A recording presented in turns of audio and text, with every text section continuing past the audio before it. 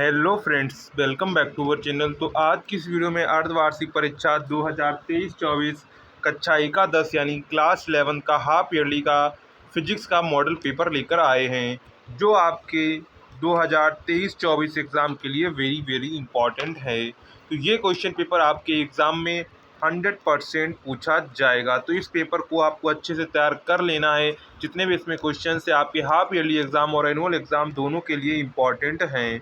तो ये question paper आपको अच्छे से तैयार कर लेना है और इसको अच्छे से आपको पढ़ना है। तो सबसे पहले हमारे ऑब्जेक्टिव क्वेश्चंस आते हैं, तो हम उससे आप सबसे पहले आपके ऑब्जेक्टिव क्वेश्चंस को सॉल्व करेंगे। इसके बाद हम जाएंगे अपने अति लघुत्तरीय दीर्घवृत्तीय प्रश्नों पर। तो उससे पहले अगर आपने अभी तक चैनल को सब्सक्राइब नहीं किया है तो चैनल को सब्सक्राइब कर लेंगे। साथ में वीडियो पसंद आए तो वीडियो को लाइक करिएगा और दोस्तों में शेयर करिएगा जो भी आपके क्लासमेट हों। तो सबसे पहला हमारा क्वेश्चन है, एक गोले की त्रिज्या के मापन में 0.25% की त्रुटि होती है। गोले के मापन में प्रतिशत त्रुटि होगी। आपको 360p पर देखना है तो आपको वीडियो बिल्कुल क्लियर दिखेगा। यहाँ पर आंसर आपका करेक्ट हो जाएगा 0.75% की त्रुटि। कितनी? 0.75% की त्रुटि होगी। तो यहाँ पर आंसर जो आपका थर्ड वाला करेक्ट हो जाएगा। इसके बाद है आवेग का विमीय सूत्र है। तो आवेग का विमीय सूत्र कितना है? ml/-1 है। क्या है? ml/-1 है। तो यहाँ पर करेक्ट आंसर आपको दूसरा वाला हो जाएगा ml/-1। क्या? ml/-1 इसका करेक्ट आंसर हो जाएगा। ऑप्शन नंबर आपका दूसरा वाला। इसके बाद यदि दो सदिश ए तथा बी परस्पर लंबवत हैं, तो यदि दो सदिश ए तथा बी परस्पर लंबवित हैं तो ए डॉट बी क्या हो जाएगा? ए डॉट बी आपका जीरो हो जाएगा। क्या हो जाएगा?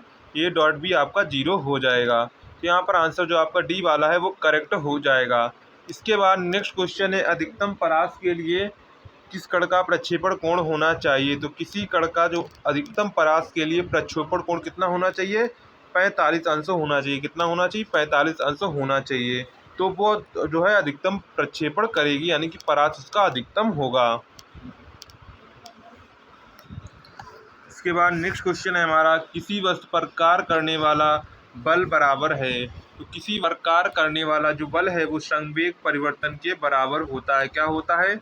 संवेग परिवर्तन के बराबर होता है। तो यहाँ पर आंसर जो आपका थर्ड वाला है वो करेक्ट हो जाएगा। संवेग परिवर्तन की दर के बराबर होता है। इसके बाद नेक्स्ट क्वेश्चन है, एक जूल में होते हैं। तो एक जूल में आपको बताने हैं होते हैं। तो एक जूल में कितना होता है? 10⁻⁷ अर्ग होता है। कितना होता है? एक जूल में 10⁻⁷ अर्ग होता है। कितना होता है? 10⁻⁷ अर्ग होता है। इसके बाद इंग्लिश वर्जन में दिया गया है, तो जो इंग्लिश में देखना चाहे वो इंग्लिश में देख सकता है। इसके बाद हमारे एक एक नंबर के आ जाते हैं अति लघुत्तरीय प्रश्न आ जाते हैं। इसमें है यंग प्रत्यक्षता गुणांक का आपको मात्रक प्राप्त करना है। प्रतिशत त्रुटि क्या होती है ये लिखना है। न्यूटन व डाइन के बीच संबंध क्या है लिखिए। रेत अथवा बर्फ पर चलना कठिन होता है, क्यों? पृथ्वी पर पलायन वेग का मान ज्ञात की। तो पृथ्वी पर पलायन वेग का मान होता है 11.2 किलोमीटर प्रति घंटा या इसके बाद प्रति मिनट। श्यान बल का क्या अर्थ है? तो श्यान बल का क्या अर्थ है? तो ये आपके हो जाते हैं एक एक नंबर के अति लघुत्तरीय प्रश्न। इसके बाद इंग्लिश वर्जन में दिया गया है। इसके बाद खंडशा में प्रश्न नंबर 3 में आपके 2-2 नंबर के क्वेश्चंस आते हैं। इसमें आपका पहला है, वायु में ध्वनि की चाल 332 मीटर प्रति सेकेंड है। यदि लंबाई का मात्रक किलोमीटर तथा समय का मात्रक घंटा हो तो चाल का मान ज्ञात कीजिए। इसके बाद कलन विधि से गति का द्वितीय समीकरण का निगमन कीजिए। तो ये आपके लिए इम्पोर्टेंट है। गति का जो समीकरण निगमन करने के लिए आपसे कलन विधि में आता है, ये इम्पोर्टेंट है। इसके बाद यदि आपको सदिश दिया गया है तो a cross b cross a तथा a प्लस b और b क्रॉस a माइनस आपको ज्ञात करना है। इसके बाद तांबा, इस्पात, कांच तथा रबड़ में प्रत्यास्थता गुणांक के घटते क्रम में लिखिए। तो ये भी आपका 2 नंबर में आपसे ये पूछा जाता है। इसके बाद सेक्शन सी हो जाता है। इसके बाद सेक्शन आपका डी आता है, जिसमें सिद्ध कीजिए कि प्रक्षेप का पथ परवलयाकार होता है। ये आपसे 3 नंबर में पूछा जाता है। इसके बाद एक चिकनी थैतिक तल पर मेज पर 20 किलोग्राम व 10 किलोग्राम के 2 गुटके रखे हैं। तो यहाँ पर आपको ये न्यूमेरिकल सॉल्व करना है। ये आपको चित्र दिया गया। यदि 20 किलोग्राम गुटके पर 5 न्यूटन का एक क्षैतिज बल आरोपित किया जाए तो 20 किलोग्राम का गुटका 10 किलोग्राम गुटके पर कितना बल धकेलेगा। इसी प्रकार दूसरा है, यदि यही बल गुटके 10 किलोग्राम के गुटके पर लगा दे तो 20 किलोग्राम का गुटका की गुटके पर कितना बल लगाएगा। तो यहाँ पर ये दोनों आपके हो जाएंगे। इसके बाद है घर्षण बल क्या है। कम करने के उपाय लिखिए। तो घर्षण बल क्या है, इसे कम करने के आपको उपाय लिखने हैं। इसके बाद प्रक्षेप के उड्डयन काल, परास तथा महत्तम ऊंचाई के सूत्र लिखिए अथवा प्रयुक्त प्राचलों को भी लिखिए। ये आपका 3 नंबर में पूछा जाता है। इसी प्रकार आपका आ जाता है बल आघूर्ण तथा कोणीय त्वरण में संबंध स्थापित कीजिए। तो ये आपके 3 नंबर के जो सेक्शन डी में आपसे क्वेश्चन पूछे जाते हैं, कितने कितने नंबर के, 3-3 नंबर के आपके यहाँ पर सेक्शन डी में आपसे क्वेश्चन 5 क्वेश्चन पूछे जाते हैं। कितने, 5 क्वेश्चन आपसे 3-3 नंबर के पूछे जाते हैं। तो इन क्वेश्चन को आपको अच्छे से तैयार कर लेना है, जितने क्वेश्चन हम बता रहे हैं। इसके बाद सेक्शन आपका डी हो गया है। इसके बाद आगे बढ़ते हैं। इसके बाद क्वेश्चन नंबर 5 आ जाता है। क्वेश्चन नंबर 5 भी आपके 3-3 नंबर के होंगे। तो पहला क्वेश्चन है, पृथ्वी की सतह पर गुरुत्वीय विभव का मान ज्ञात कीजिए जबकि जी बराबर है 10 मीटर प्रति सेकंड स्क्वायर। पृथ्वी की त्रिज्या आपको 64 किलोमीटर दी गई है। इसके बाद खा क्वेश्चन आता है, 2000 किलोग्राम द्रव्यमान की एक कार 20 मीटर प्रति सेकंड की चाल से गति कर रही है। ब्रेक का प्रयोग कर कार को रोका जाता है। यदि मंदक बल 2000 न्यूटन है तो कार को रोकने वाले आवश्यक समय क्या होगा। तो ये भी आपका 3 नंबर में आपका क्वेश्चन हो जाता है। इसके बाद है पॉइसन अनुपात से आप क्या समझते हैं। तो ये आपका 3 नंबर में पॉइसन अनुपात इंपॉर्टेंट टॉपिक है, तो पॉइसन अनुपात आपको आना चाहिए।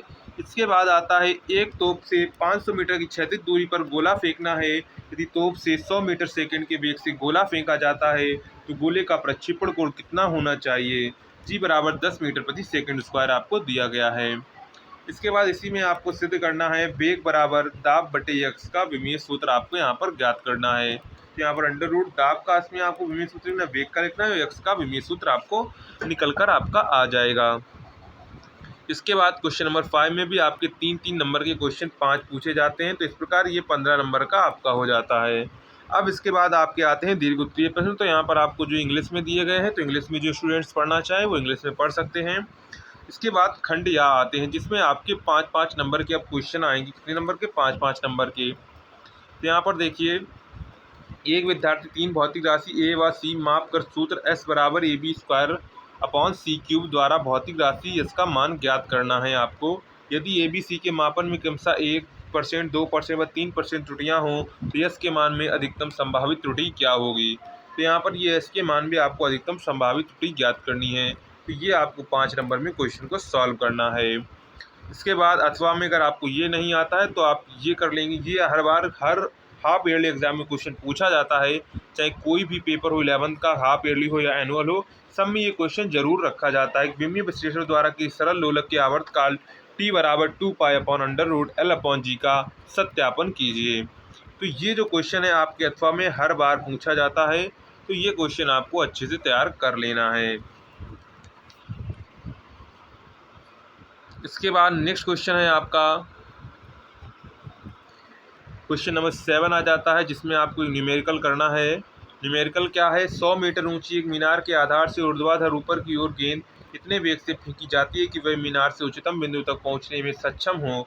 ठीक उसी क्षण जिस क्षण गेंद फेंकी जाती है, मीनार के शिखर से एक अन्य गेंद ऊर्ध्वाधर नीचे की ओर मुक्त रूप से गिरने के लिए छोड़ी जाती है। गणना कीजिए कि दोनों गेंद कब और कहाँ मिलेंगी। यानी कि आपको टाइम बताना है, कब मिलेंगी और कहाँ मिलेंगी, कितनी दूरी पर मिलेंगी, तो ये आपको बताना है। इसके बाद अथवा में आपको दूसरा दिया जाएगा, तो आनत तल पर घर्षण के लिए सूत्र स्थापित कीजिए। तो यहाँ पर दोनों में से आपको जो आता हो आपको वो करना है। तो ये आपको दोनों अच्छे से तैयार कर लेने हैं इस टाइप का न्यूमेरिकल। इसके बाद क्वेश्चन नंबर 8 आता है। तो क्वेश्चन नंबर 8 में आपको अभिकेंद्र बल से क्या तात्पर्य, सिद्ध करो कि ए बराबर यहाँ पर हो जाएगा v²/r। क्या, v²/r। ए बराबर आपको यहाँ पर क्या सिद्ध करना है, ए बराबर आपको सिद्ध करना है v²/r। ए, वी तथा आर क्रमशः त्वरण, रेखीय वेग तथा वृत्तीय वृत्त की त्रिज्या हैं।